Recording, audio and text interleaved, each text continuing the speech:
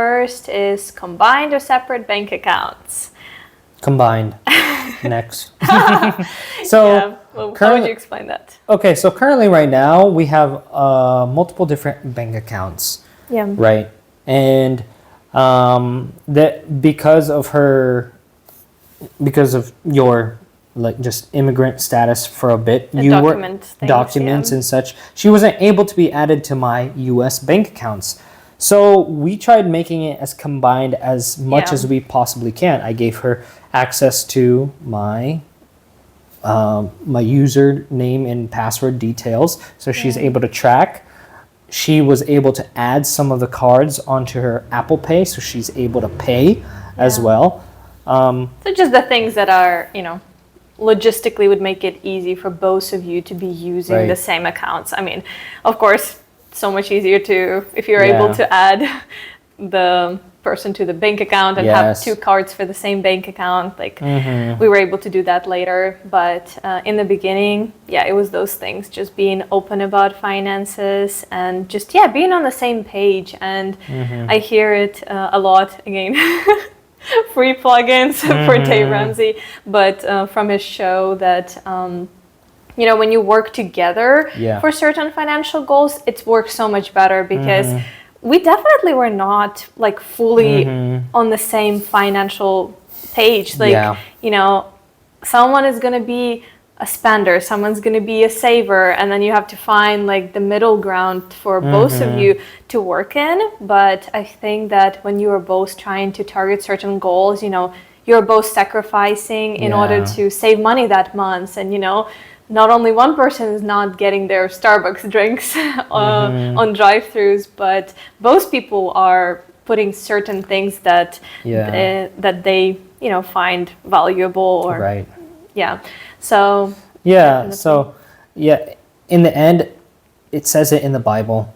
A man should leave his father and mother and hold fast to his wife and become one flesh.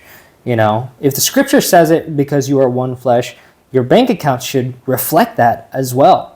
Because you are not two separate individuals anymore. She's your other half. He's your other half.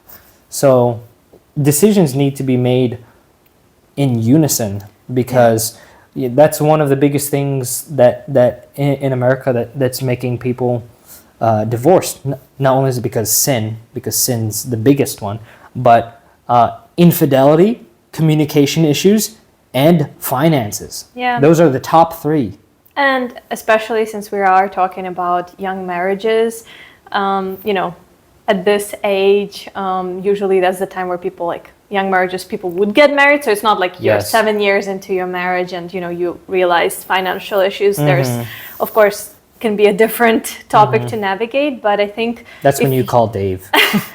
But I think whenever you are just starting your family, you're just getting married, maybe you're engaged now, I think, a lot of reasoning why people are shocked by combined bank accounts is usually mistrust, or people well, I don't trust him with my money, I don't trust her with my money, I have like this much savings, and then my other half doesn't. And it's like, well, I really hope that if you are getting married that you actually trust the person, because that's kind of, it was so second nature for us, I think, because we already both had that, combined bank accounts in mind before we were, I think even before we met each other.